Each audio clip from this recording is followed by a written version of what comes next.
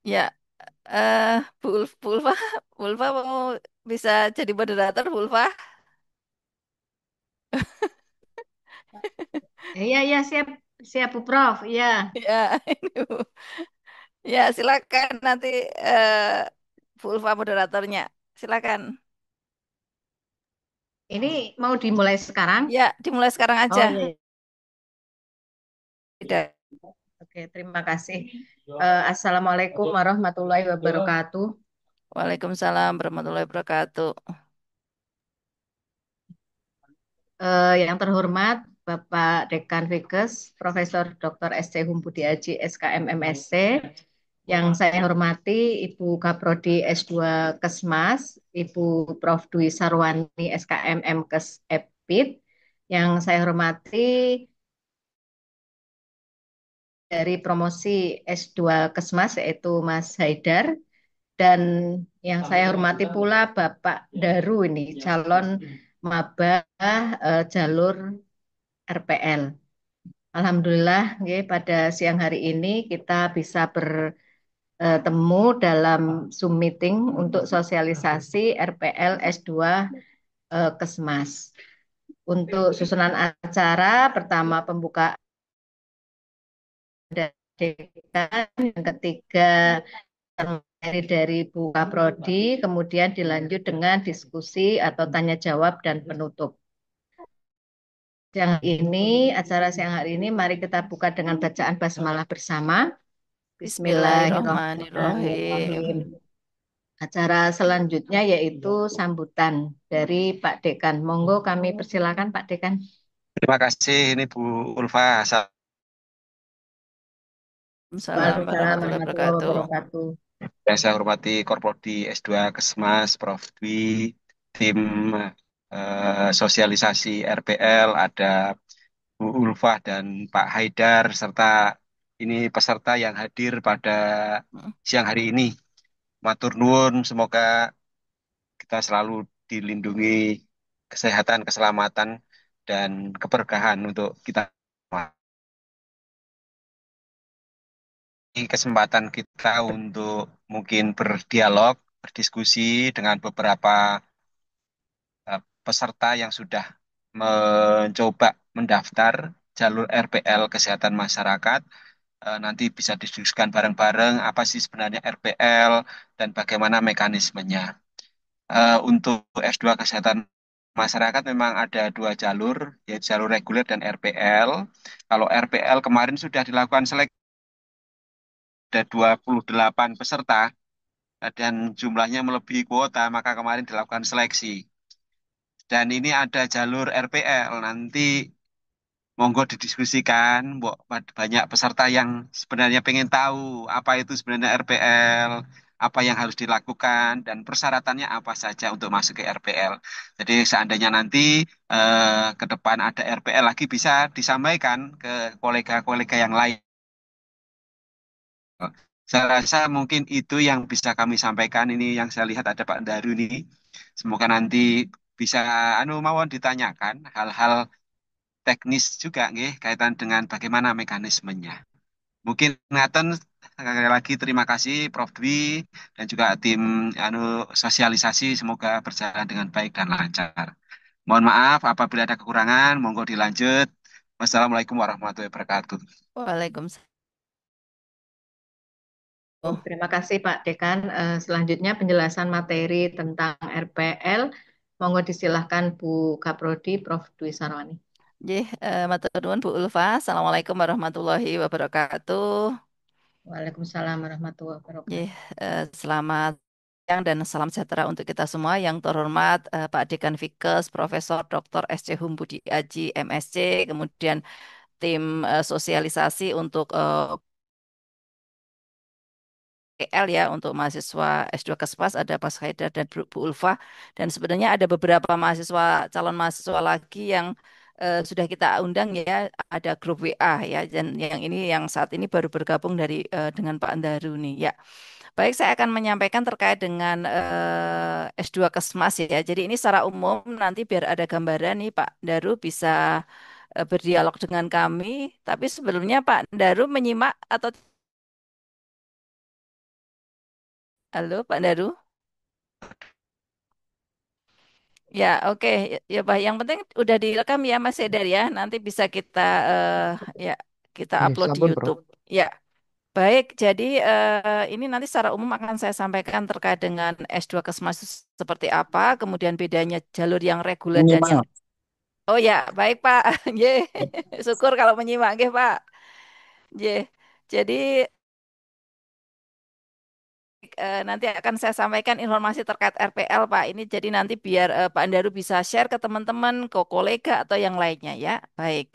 Jadi tadi sudah saya sampaikan Pak Dekan bahwa di S2 Kesmas ini ada dua jalur, nggih. Yaitu jalur yang reguler, yang biasa, kemudian jalur yang RPL. Nah, ini akan saya share materinya sebentar.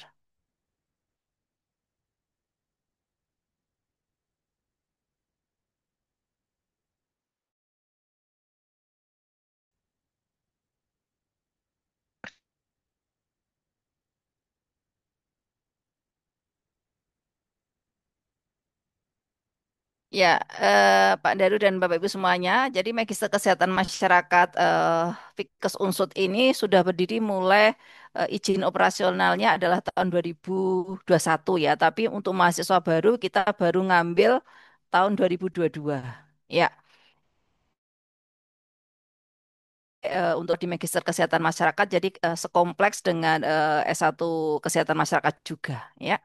Kemudian tadi izin operasionalnya kita berdiri tahun 2021 dan akreditasi saat ini adalah sudah baik sekali dan ini eh, mulainya kemarin ya baru kemarin 2024 jadi nanti sekitar 5 tahun jadi masih agak panjang dan ini sudah memenuhi syarat untuk jika izin belajar atau tugas belajar misalnya B atau baik sekali itu sudah terpenuhi.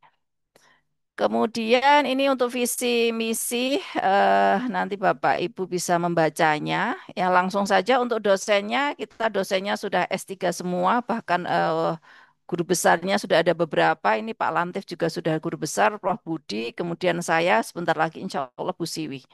Ya jadi semuanya sudah S3. Kemudian kerjasamanya Pak Daru kita sudah nasional dan nasional dengan berbagai perguruan tinggi mulai ada di Jerman, di Malaysia, kemudian di kemarin ada di kerjasama di Bangladesh ya dan beberapa perguruan tinggi lainnya ya untuk kerjasama internasional. Kemudian untuk tahun ini nanti insya Allah bulan Juli Agustus ini kita akan memberangkatkan mahasiswa kita ada 5 mahasiswa yang akan kita berangkatkan dengan ke Jerman. Ya, kita mendapatkan hibah bareng dengan Heidelberg University. Kita ada beberapa program nanti sampai tahun sekitar 2028. Jadi ada pengiriman mahasiswa, ada kemudian ada pelatihan, ada riset dan seterusnya. Dan ini sangat menarik saya rasa terkait dengan program ini. Kemudian untuk pembelajarannya tadi ya visiting profesor ya, dari berbagai ahli lakukan. Kemudian untuk pengabdian masyarakat juga seperti itu, kita mendatangkan ahli-ahli. Ini contohnya dari Malaysia kemarin ya, Prof. Rozita dan Prof. Aziah kita datangkan dari Malaysia. Kemudian konsentrasinya Pak Daru saat ini kita baru ada 4 konsentrasi Pak. Jadi ada AKK, epidemiologi, Promkes dan gizi masyarakat. Ya, jadi baru ada 4. Tapi ke depannya kemungkinan kita akan buka lagi ya. Ini yang kita punyai saat ini. Kemudian untuk masa studi ini saya cerita dulu yang reguler ya Pak Daru. Jadi masa studinya 3 sampai 4 semester. Jadi pengalaman angkatan pertama, kedua kemarin itu bisa lulus dalam 3 semester itu ada. Dan ini yang mahasiswa yang 2024 ini sudah ada yang seminar proposal. Artinya sangat memungkinkan untuk mahasiswa lulus itu dalam 3 semester. Perkuliahannya yang reguler itu Rabu sampai Jumat sekitar maksimal jam 9. Kemudian Sabtunya itu offline jam 10.30 ya sampai sekitar sore ya. Gelarnya adalah Magister Kesehatan Masyarakat. Kemudian ini untuk yang reguler Pak, untuk jumlah SKS-nya semester 1 itu 22 SKS, semester 2 itu 21 SKS, semester 3 itu 13 SKS. Dan kita sudah sesuai dengan peraturan perundangan yang baru bahwa untuk lulus S2 minimal ini kita sudah 56 SKS. Ini penjabarannya untuk semester 1 itu mata kuliah wajib 22 SKS. Untuk 22 SKS itu seluruh mahasiswa untuk mahasiswa nanti 2025 ini akan mengambil sama. Jadi baik itu peminatan AKK, EPIT, Promkes maupun gizi masyarakat di semester 1 itu sama, kuliahnya bareng-bareng. Kuliah berbeda itu nanti kalau di semester 2. Semester 2 itu ada mata kuliah wajib itu yang bareng-bareng itu minat masing-masing itu yang membedakan hanya sekitar 13 SKS. Ya. Kemudian di semester 3 itu sebenarnya tinggal tesis saja. 13 SKS itu penjabaran dari tesis, ada tesis, seminar, ada proposal, ada seminar hasil, ada publikasi, seperti itu. Jadi itu penjabaran dari tesis itu kita buat menjadi 13 SKS. Jadi cukup besar untuk tesisnya. Jadi total 56 SKS. Eh, Ya dan LDIRU nanti mahasiswa terkait dengan materi kuliah, tugas dan semuanya akan by system ya akan memudahkan mahasiswa.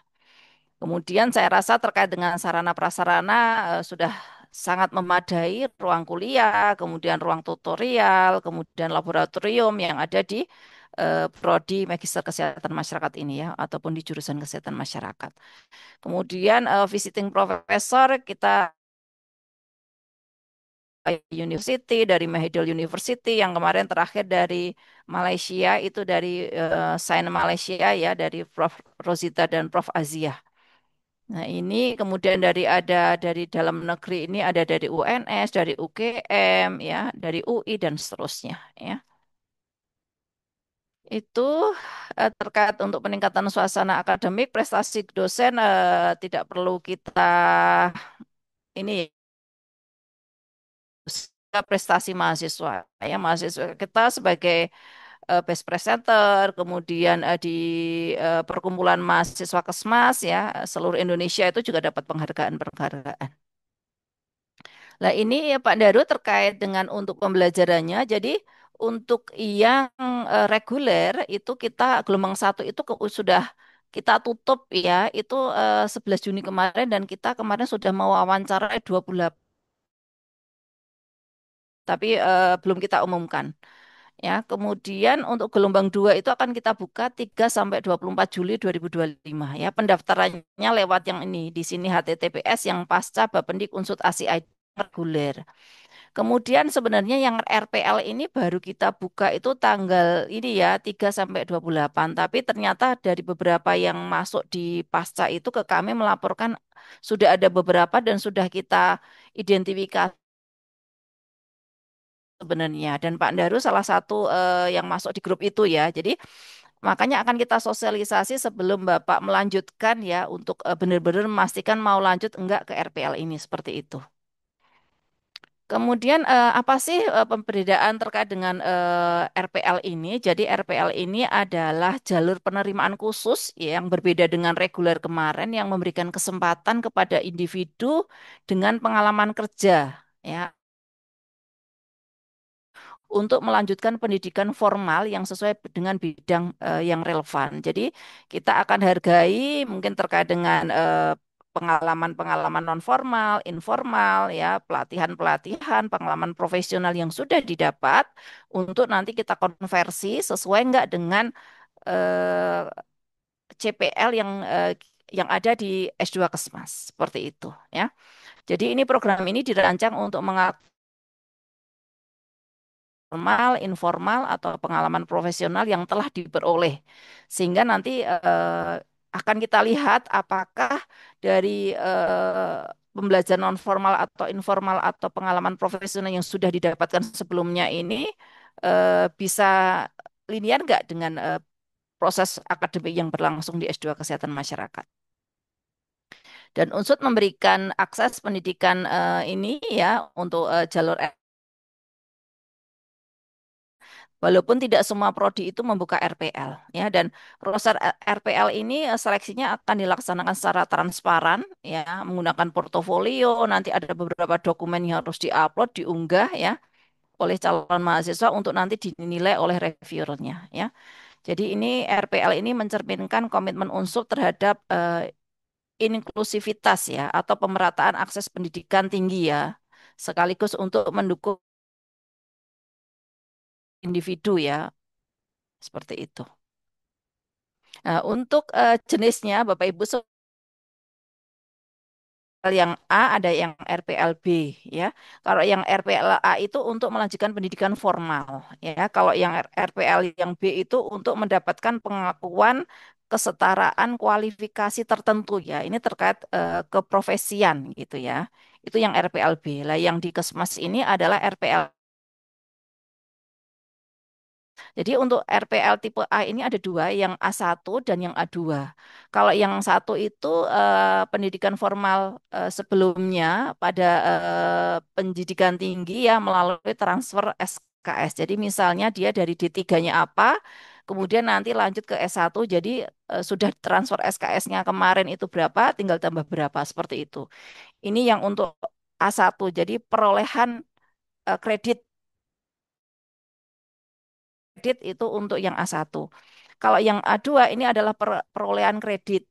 Jadi ini dari pengalaman Bapak Ibu misalnya terkait dengan non formal, yang informal, pengalaman, kursus, pelatihan-pelatihan yang didapat, nanti kita lihat ya kita konversikan apakah nanti bisa kita konversikan dengan mata kuliah tertentu atau CPL tertentu atau tidak ya. Untuk yang S2 Kesmas ini nanti yang membuka adalah RPL yang tipe dari perolehan kredit ya, bukan transfer kredit seperti itu. Nah, ini keuntungannya apa sih RPL ini sebenarnya adalah pengalaman Bapak Ibu itu akan diakui ya. Jadi Bapak Ibu misalnya sudah pengalaman, sudah kerja sekian tahun ya, kemudian mendapatkan pelatihan, kemudian mendapatkan pengakuan misalnya terkait dengan keprofesian tertentu itu akan kita lihat. Akan lebih singkat ya. Jadi waktunya akan lebih singkat. Bentar. Waktunya lebih singkat. Jadi kalau tadi itu 3 semester, Pak Daru, kalau ini nanti bisa 2 semester lulus, Pak. Jadi paling tidak setelah 1 tahun nanti bisa selesai. Ya, waktunya lebih singkat. Kemudian terkait biaya ya, walaupun karena nanti sebenarnya SKS-nya lebih sedikit, tapi memang nanti ada biaya yang lainnya ya. Tentu saja nanti akan saya karir meningkat ya karena nanti Bapak Ibu akan mendapatkan gelar S2 ya tentu saja akan meningkatkan kompetensi dan peluang karir Bapak Ibu. Nah, untuk pendaftaran RPL S2 Kesma sendiri yang sementara ini yang dibuka adalah baru yang minat AKK ya. Jadi kita belum membuka minat yang lainnya ya. Jadi baru minat AKK. Syaratnya adalah lulusan S1 atau D4 kesehatan, kemudian memiliki pengalaman bekerja di. Kenapa 10 tahun? Karena kita akan mengkonversi tadi Bapak Ibu terkait pengalaman, kursus, pelatihan, dan seterusnya dengan CPL. Ya, dengan CPL. Karena nanti juga ada syaratnya ya. Jadi minimal yang diakui itu hanya 25 SK. Maksimal itu ya 75 dan 25 gitu. Jadi yang diakui itu maksimal 75. Nggak boleh lebih dari materi yang lainnya. Oleh sebab itu nanti ini pengalaman bekerja minimal di instansi kesehatan itu minimal 10 tahun itu sangat penting bagi kami untuk melihat portofolio Bapak Ibu. Ya, portofolio terkait dengan pengalaman kerja. Kemudian diharapkan juga memiliki pengalaman menduduki jabatan struktural ya ini sama. Ini kaitannya dengan portofolio karena nanti di portofolio itu dokumen-dokumen tadi ya kompetensi Bapak Ibu tadi, pengalaman.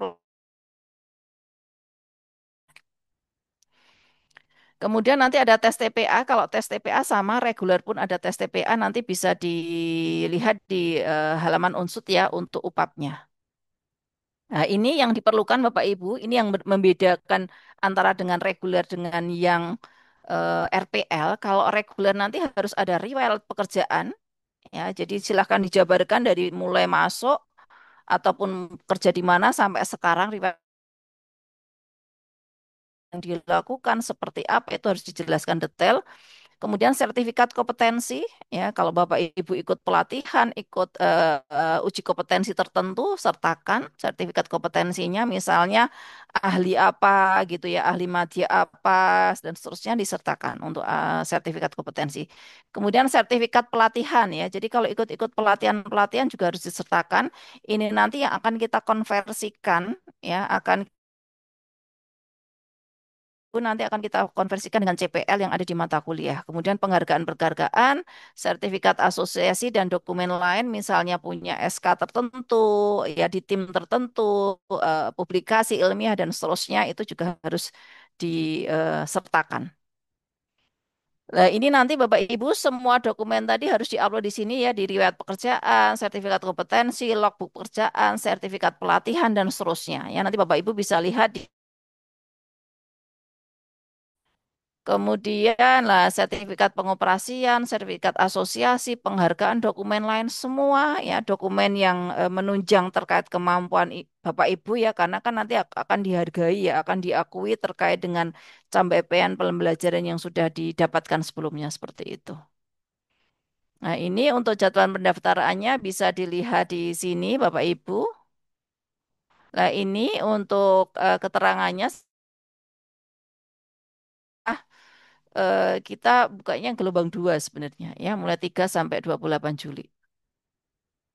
Nah, ini ada pendaftaran khusus kalau yang di jalur RPR lewatnya ini ya, RPL ini ya. Jadi kalau beda dengan reguler, kalau reguler itu daftar kemudian nanti bayar gitu ya, kemudian baru tes. Kalau RPL nanti akan dilihat dulu ya. Jadi mungkin setiap mahasiswa, calon mahasiswa itu mata kuliah yang diambil akan berbeda terkait dengan portofolio yang dia punya tadi. Itulah, oleh sebab itu nanti ada tim reviewer sendiri tadi ya yang untuk melihat portofolio Bapak Ibu untuk eh, dibandingkan dengan CPL mata kuliah. Jadi nanti dia ngambil apa itu mungkin berbeda-beda.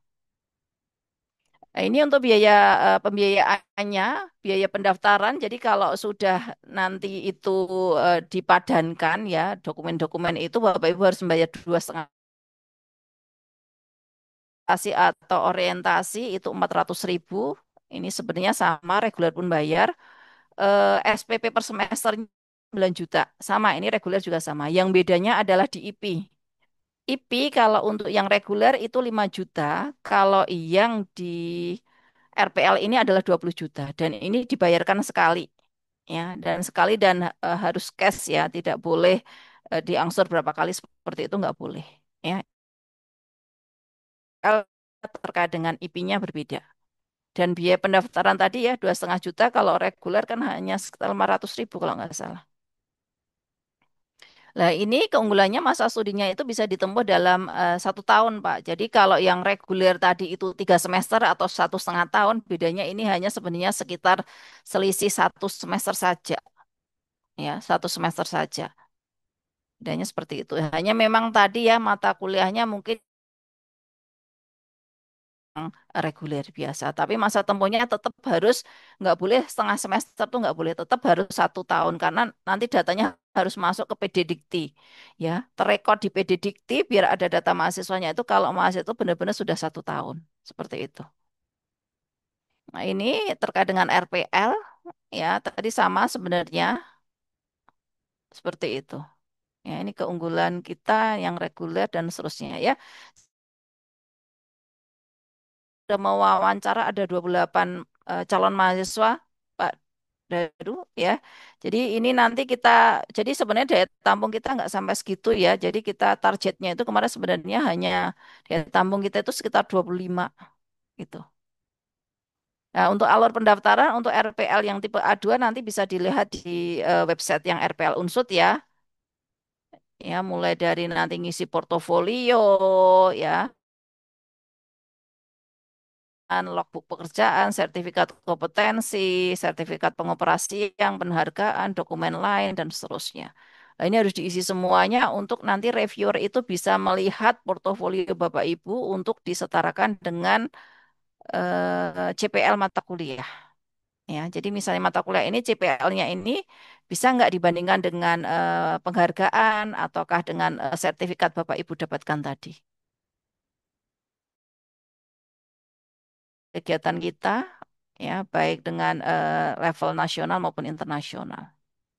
Ya, jadi mahasiswa kita dapat pembiayaan juga dana hibah dari Dikti untuk hibah tesis itu sekitar 30-an juta, ya. Kemudian mereka yang lulus bisa tepat waktu, ini kemarin ya Juni itu sudah lulus, itu angkatan pertama itu Juni tahun kemarin ya.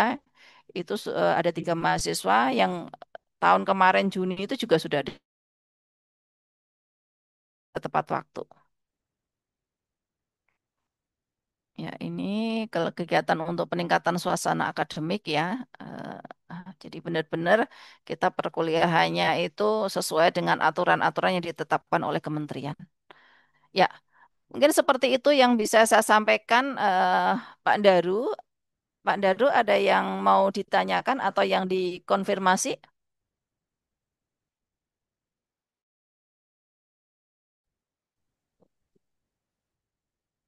Baik, terima kasih Ibu. Ya, Ya, mohon izin Ibu, ya silakan Pak. terkait dengan RPL ini memang Mm-mm, kebetulan saya sendiri masih kurang paham ya Bu. mm-mm, Khususnya terkait dengan jangka waktu kerja misal minimal 10 tahun, mm-mm, lalu ada di bagian manajerial. mm-mm, Nah, saya mau kerja di rumah sakit itu tahun 2015 Ibu. Oke, kalau Ya, 2015 berarti sudah 10, belum ada 10 tahun ya Pak? 10 tahun ya Pak? kurang lebih 10 tahun, tapi Hmm, eh, belum ada di yang manajerial. manajerial belum ada. Ya, Hmm. dan saya PNS itu tahun 2022 Bu. Oh, ya, ya, ya. Oke, enggak. Ya, jadi yang sebelum PNS apakah itu Mm-mm, dihitung atau mm-mm, mm-mm. Oke, kalau yang penting kerja Pak, artinya kan tidak harus PNS ya. Jadi tadi pengalaman kerjanya berarti kan minimal 10 tahun tadi, itu diakui. Ya, hanya tadi kita ada syarat juga untuk struktural Pak, karena atau ini ya, ini ya karena ini penting karena di bidang kami itu akan menilai banyak, terutama di peminatan AKK tadi itu mata kuliah baru. Oleh sebab itu kita harus ini ya kita konversi ya. Jadi kemarin tuh dia sudah kompetensinya apa yang bisa kita konversi dengan CPL mata kuliah tadi gitu. Dan ini kemarin Pak sebenarnya kita sudah membuka ya angkatan kedua itu ada RPL, tapi Pak ternyata kenyataannya itu juga tidak lebih cepat Pak Daru. Ini saya ngomong apa adanya ya. Jadi dia udah bayar nih Pak sebenarnya kita itu semester 1 itu sudah proposal, tapi juga belum mahasiswanya tadi Pak, mahasiswanya sibuk, saya nggak tahu mahasiswa sibuk atau seperti apa sampai angkatan yang reguler itu sekarang sudah pada proposal, itu yang bersangkutan belum proposal tesis Pak. Gitu lah. Ini kan artinya ini ya dia udah kalau kami ya dia kan udah bayar mahal gitu. Sebenarnya saya nggak kurang-kurang. Saya WA, saya ingatkan untuk bimbingan dosen itu nggak kurang. Ya balik lagi ke orang ke calon mahasiswanya ya untuk kalau dia itu komitmen untuk sebenarnya belajar sungguh-sungguh pun waktunya tepat waktu itu yang kelas yang reguler pun sebenarnya bisa Pak. Kita pengalaman di karena kita sudah meluluskan yang 2 angkatan itu 1,5 tahun lulus. Jadi nggak perlu bayar UKT ke semester yang keempat tuh nggak perlu. ya baik Dan Bu iya gitu. Jadi nanti kalau Pak Daru bisa Pak Daru tinggal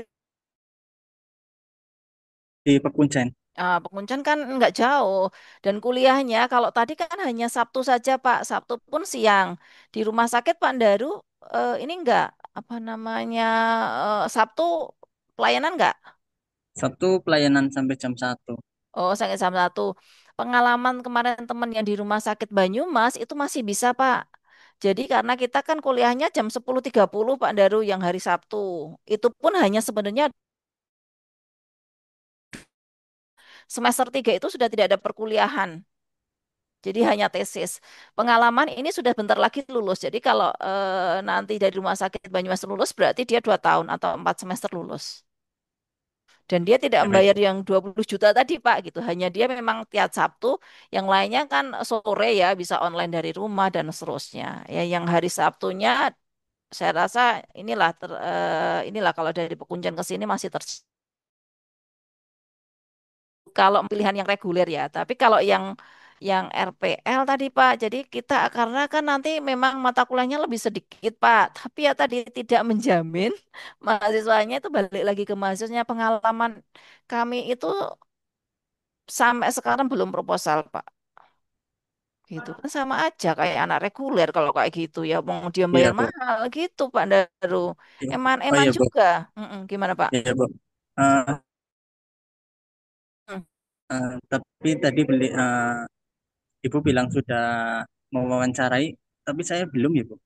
Eh, Pak Darun dapatannya di mana? Nggak ada namanya. Kan yang pertama eh, Magister Manajemen, terus jurusan yang kedua Kesehatan Oh, Masyarakat. ya berarti Pak Darum masuknya di MM nanti, bukan di Tapi Kesmas. sampai sekarang belum ada info ya Bu. Itu jadi kalau di kami di S2 Kesmas itu lebih cepat memang.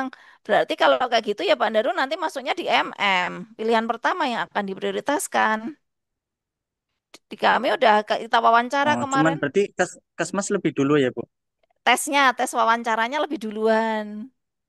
Kemungkinan MM nanti. Ya, Oh, yes. gitulah Pak Daru sebenarnya mau ke MM apa mau ke Kesmas?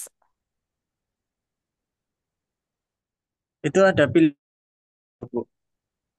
Eh, itu yang diprioritaskan yang pilihan pertama Pak Daru. Pak Daru pilihan pertama apa? MM ya, ya MM, MM. ya MM. Pilihan kedua itu biasanya kayak lempar lah ya. Kalau ini memang ini kurang ini baru dilempar ke yang lainnya gitu. Kalau niat ke Kesmas kemarin Hmm, yang daftarnya gitu. di Kesmas gitu. Gitu Pak. Itu perkuliahannya online terus atau yang Yang tadi Pak, kalau di Sabtu reguler yang itu offline ya? Sabtunya yang offline. Jadi Pak Daru ke rumah sakit dulu ya. Nanti sekitar jam 10-an lah atau setengah 10 kurang seperempat berangkat ke kampus. Hanya Sabtu aja. Itu pun hanya 1 tahun. Beda Pak suasananya. Nanti Pak Daru ketemu ya teman-teman dari kepala puskesmas, teman-teman dari rumah sakit.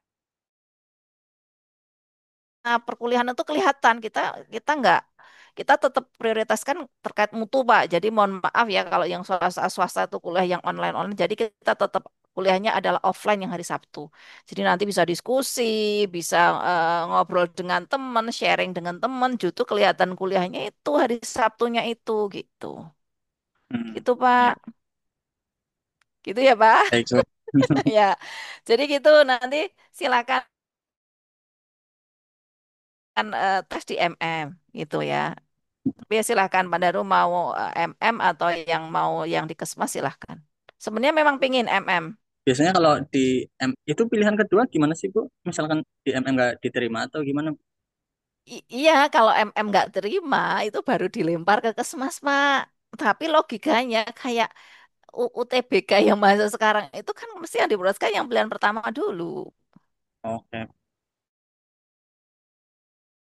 Kalau pertama kan rata-rata biasanya saya nggak tahu nih MM berapa mahasiswanya ya. MM pun nanti ngambil yang rumah sakit itu ya Pak. Iya, rumah Kan sakit. ada yang minat rumah sakit itu ya. Oh, ya. Itu Nggih, Bu. mahasiswanya paling satu kemarin saya juga ngajar di sana. Oh, nggih. Saya juga ngajar itu tuh mahasiswanya satu kalau yang rumah sakit itu. Jadi kuliahnya sendiri saya privat dengan mahasiswa MM tuh. Saya juga ngajar di M. Enggak, Pak. Kalau di kita itu tadi nanti bisa 30 orang, Pak. Jadi rame gitu. Maksudnya suasana pembelajaran itu benar-benar ya. Nanti kalau kita mahasiswa 25 sampai 30 itu kumpul bareng, bisa diskusi 1 semester itu bareng-bareng terus.